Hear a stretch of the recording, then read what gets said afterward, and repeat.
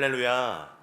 오늘 새벽 이 시간 기도를 자리로 나오신 모든 성도님들과 온라인으로 함께 예배드리시는 모든 분들에게 하나님의 크신 은혜와 평강이 가득하시기를 주님의 이름을 간절히 축원합니다. 오늘 말씀의 제목은 거룩한 백성에게 주어진 사명입니다. 거룩한 백성에게 주어진 사명입니다. 오늘 우리가 함께 읽은 출애굽기 31장은 하나님과 언약을 맺은 이스라엘 백성 가운데 하나님이 실제로 거하시기 위한 준비의 마지막 장면입니다. 출애굽기 25장부터 하나님께서 한 가지 분명한 방향을 보여주셨습니다. 그것은 단순히 예배의 형식을 가르치시는 것이 아니라 구원받은 백성과 함께 거하시겠다고 하는 하나님의 강한 의지였습니다. 하나님은 성소의 바깥에서부터 점차 안으로, 회막 안에서 사용된 기구들까지 하나씩 차근차근 말씀하시며 백성들이 하나님께로 가까이 나아오도록 이끄셨습니다. 유한한 물질로 무한하신 하나님의 영광을 담아내기에는 한없이 부족했지만 하나님은 그럼에도 불구하고 백성들이 자원하여 드린 것들로 자신의 처소를 준비하게 하셨습니다. 이는 하나님이 성막 자체보다도 그분과 함께 거하기 원하는 백성의 그 마음을 기뻐하셨기 때문입니다. 그리고 하나님께서는 그 모든 것을 만들 사람을 친히 지명하시고 거룩한 장소를 준비하게 하신 뒤 이제 한 걸음 더 나아가 거룩한 시간으로 백성들을 부르십니다. 하나님은 공간에만 계신 분이 아니라 백성들의 삶의 시간 속에 함께 거하기 원하는 분이시기 때문입니다. 본래 하나님께서 이스라엘을 애굽에서 구원해내신 이유는 분명했습니다. 그것은 단순히 노예 신분에서 해방시키기 위함이 아니라 예배하는 민족으로 삼기 위함이었습니다. 출애굽기 3장 12절에서 하나님은 이렇게 분명히 말씀하십니다. 하나님이 이르시되 내가 반드시 너와 함께 있으리라. 내가 그 백성을 애굽에서 인도하여 낸 후에 너희가 이 산에서 하나님을 섬기리니 이것이 내가 너를 보낸 증거니라. 아멘.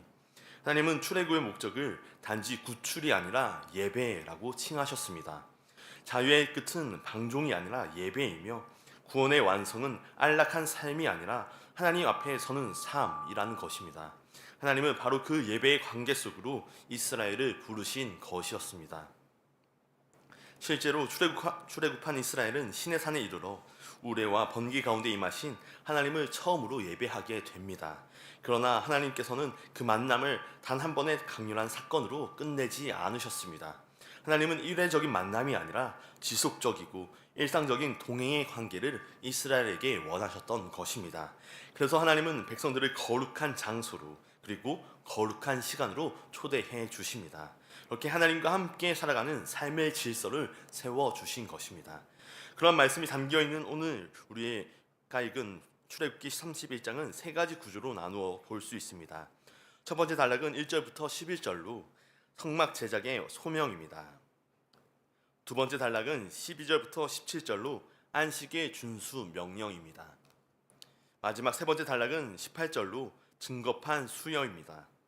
본문의 말씀을 통하여 거룩하신 하나님과 함께 거하기 위해 주신 사명이 무엇인지 함께 살펴보며 세 가지 영적인 교훈과 기도의 제목을 삼는 시간 되기를 원합니다. 첫째로 하나님은 사명과 함께 은사를 주십니다. 하나님은 사명과 함께 은사를 주십니다. 함께 읽은 출애굽기 31장은 하나님께서 이스라엘 가운데 거하시기 위해 준비해 오신 모든 것, 곧 성소와 그 기구들을 실제로 만들어갈 사람들을 부르시는 장면으로 시작합니다. 하나님은 이를 말씀하실 뿐 아니라 그 일을 감당할 사람을 친히 지명하여 세워주시는 분이십니다. 다시 말해 하나님은 사명을 주실 때 그 사명을 감당할 수 있는 은사를 반드시 주시는 분이라는 뜻입니다. 이 장면은 창세기의 창조 이야기를 떠올리게 합니다. 하나님께서는 여섯 동안 천지를 창조하시며 여섯째 날에 사람을 창조하시고 그 코에 생기를 불어 넣으셨습니다. 하나님은 아담을 단지 존재하게 하신 것이 아니라 하나님의 일을 이 땅에서 대리하도록 부르시며 하나님의 형상과 그 능력을 그 안에 함께 부여해 주셨습니다. 마찬가지로 하나님은 이제 성막을 세우는 거룩한 사명을 위해 그 일을 감당할 사람을 친히 호명하셨습니다. 본문 2절과 6절을 보면 하나님께서 이렇게 말씀하십니다. 내가 유다 지파 훌의 손자요 우리의 아들인 부살레를 지명하여 부르고 내가 또 단지파 아히사막의 아들 오홀리압을 세워 그와 함께 하게 하며 지혜로운 마음이 있는 모든 자에게 지혜를 주어 그들이 내게 명령한 것을 다 만들게 할지니. 아멘. 하나님이 거하실 성소로서 그 거룩한 예배의 자리를 준비하기 위해 브살렐과 오홀리압을 세우십니다. 하나님은 모세 한 사람에게만 이 거룩한 사명을 맡기지 않으셨습니다. 하나님은 사명을 주실 때 동역자를 붙여 주시는 분이십니다. 브살렐과 오홀리압은 개인적인 명성을 위해 선택된 사람들이 아니라 하나님이 거하실 성소를 위해 함께 세워진 사람이었습니다. 그들의 역할은 자신의 재능을 드러내는 데에 있지 않았고 하나님께서 맡기신 사명을 함께 완수하는 데에 있었습니다. 중요한 것은 이 성막 제작이 브살렐과 오홀리압의 상상력이나 창의력에 맡겨진 것이 아니라는 데 있습니다. 그들은 자신들의 감각과 기준으로 성막을 만들어간 것이 아니라 하나님께서 말씀하신 그대로 만들어 가야 했습니다. 성막은 인간의 작품이 아니라 하나님의 말씀으로 지어진 거룩한 처소였기 때문입니다. 훌륭한 연주를 하는 오케스트라를 떠올려 볼 때 아무리 뛰어난 연주자라 해도 각자가 자기 감동대로 즉흥 연주를 하기 시작한다면 그 순간부터 아름다운 음악은 사라지고 소음만 남게 될 것입니다. 오케스트라의 탁월함은 내가 하고 싶은 것을 마음껏 펼치는 데 나오지 않고 정해진 악보를 따라 지휘자의 손짓에 맞추어 각자의 소리를 조화롭게 내는 데서 진정한 아름다움이 드러납니다.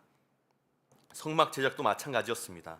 브살렐과 오홀리압의 은사가 빛난 이유는 자기 표현 때문이 아니라 하나님께서 주신 설계도 곧 말씀의 악보에 자신을 맞추는 순종 때문이었습니다. 은사는 감동의 문제가 아니라 질서의 문제입니다. 은사의 시작은 내 능력을 과시하는 데 있지 않고 말씀 앞에서 내 손과 마음을 정렬시키는 데 있는 줄 믿습니다. 그러기에 하나님의 사람에게 주시는 가장 큰 은사와 재능은 눈에 띄는 능력이나 탁월한 성과가 아닙니다. 하나님의 영으로 충만하게 하셔서 하나님의 뜻을 알고 그 말씀에 순종할 수 있는 마음으로 서게 하시는 것, 그것이 가장 큰 은사입니다. 하나님은 일을 잘하는 사람보다 하나님 앞에 바로 서 있는 사람을 통하여 그분의 일을 이루어 가십니다. 이처럼 하나님은 그분이 거하실 처소를 위해 단지 손재주가 뛰어난 사람을 찾으신 것이 아니라 말씀 앞에서 자신을 낮출 줄 아는 사람, 자신의 기준보다 하나님의 뜻을 앞세울 사람을 찾으셨습니다. 그리고 그런 사람에게 존귀한 사명을 맡기시고 그 사명을 감당할 은사를 함께 부어 주셨습니다. 성도 곧 그리스도의 보혈로 말미암아 거룩한 하나님의 백성이라 불림받은 우리 역시 마찬가지입니다. 하나님께서는 우리를 부르실 때 빈손으로 부르지 않으셨습니다. 하나님은 우리를 하나님의 영으로 충만하게 하여 주시고 그분의 사명에 응답할 수 있는 은사를 주시는 줄 믿습니다. 그 은사는 무엇보다도 순종할 수 있는 능력, 하나님께 사랑으로 응답할 수 있는 마음입니다. 사랑하는 여러분, 하나님의 거룩한 사명을 위해 부름받은 저와 여러분들의 삶 위에 브살렐과 오홀리압에게 부어졌던 것처럼 하나님의 영으로 충만한 은혜가 넘치기를 소망합니다. 하나님 나라를 위해 가장 값진 은사, 가장 탁월한 은사를 소유한 사람으로 살아가며 하나님의 영광을 이 땅 가운데 구현해 나가는 저와 여러분 모두가 되시기를 주님의 이름으로 간절히 축원합니다. 둘째로 안식을 지키며 하나님의 영광을 드러냅니다. 안식을 지키며 하나님의 영광을 드러냅니다. 오늘 본문에서 하나님은 성소를 지으며 거룩한 장소에 대한 말씀을 주시다가 갑자기 방향을 바꾸어 안식일에 대해 말씀하십니다. 13절 말씀입니다. 너는 이스라엘 자손에게 말하여 이르기를 너희는 나의 안식일을 지키라. 이는 나와 너희 사이에 너희 대대의 표징이니 나는 너희를 거룩하게 하는 여호와인 줄 너희가 알게 함이라. 아멘. 이 전하는 우연한 주제 변경이 아닙니다. 하나님은 거룩한 장소만으로 충분하지 않다 말씀하십니다. 성막이 하나님이 거하실 공간의 성소라면 안식일은 하나님이 거하실 시간의 성소이기 때문입니다. 하나님은 안식일은 일을 멈추는 날이 아니라 하나님이 누구이신지 드러내는 날, 곧 하나님의 영광을 시간 속에서 증언하는 날입니다. 유대인 신학자 아브라함 요수아 헤셀은 안식일을 시간 속에 세워진 성소라 불렀습니다. 시간 속에 세워진 성소. 성막이 하나님이 거하실 공간의 성소라면 안식일은 하나님이 거하실 시간의 성소라는 뜻입니다. 하나님은 이스라엘의 성막을 통해 하나님이 어디에 계신 분이신가 드러내기 원하셨을 뿐 아니라 안식일을 통해 하나님께 속한 백성들은 어떻게 살아가는가 세상 가운데 보여주기 원하셨습니다. 그래서 안식일은 단순히 쉬는 날이 아니라 하나님이 우리를 거룩하게 하시는 분이심을 고백하는 언약의 표징이었습니다. 안식일은 이스라엘의 정체성을 그렇게 선언하는 날이었습니다. 그들의 주인이 애굽의 바로가 아니라 창조주 하나님이심을 쉼을 통해 세상 가운데 드러내는 날이었습니다.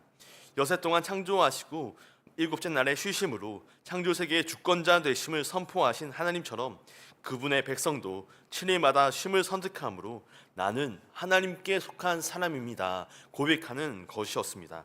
더 나아가 안식일은 출애굽의 기억과도 깊이 연결되어 있습니다.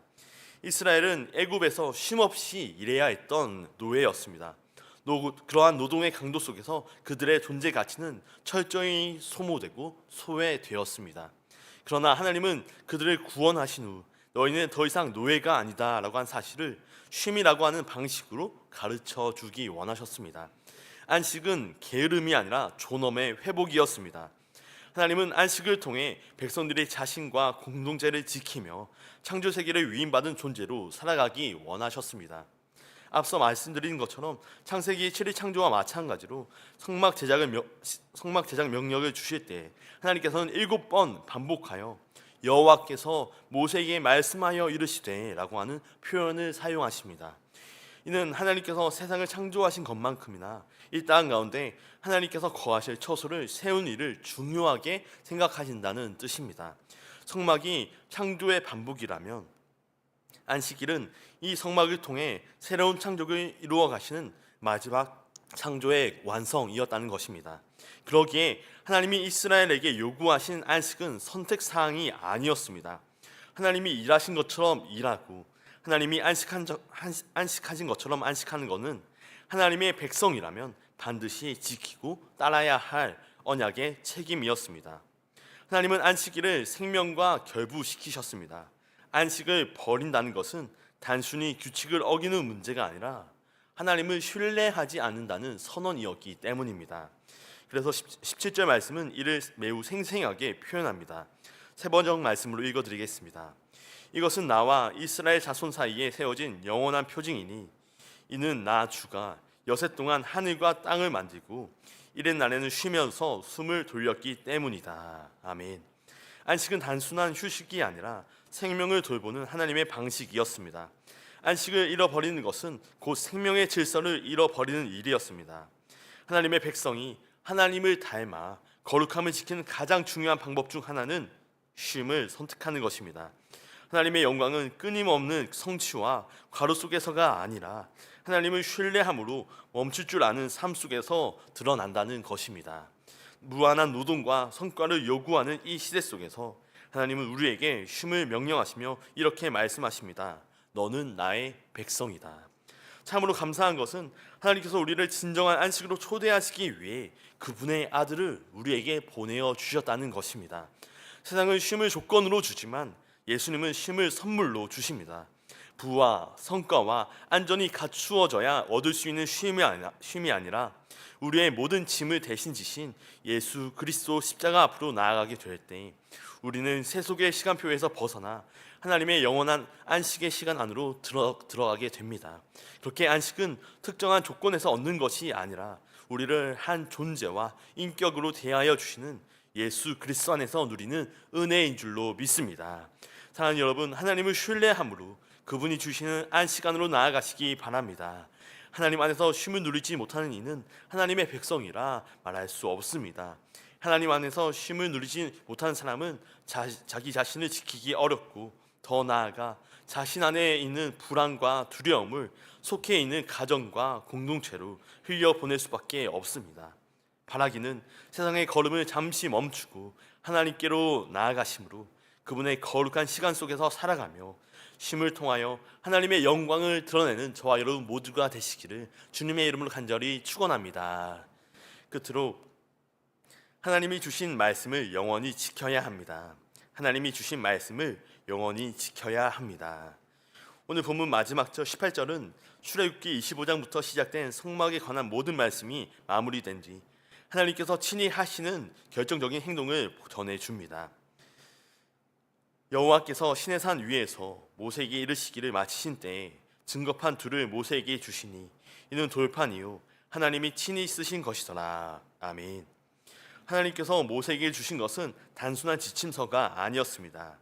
그것은 하나님과 이스라엘 사이에 맺어진 언약의 핵심, 곧 십계명이 새겨진 증거판이었습니다.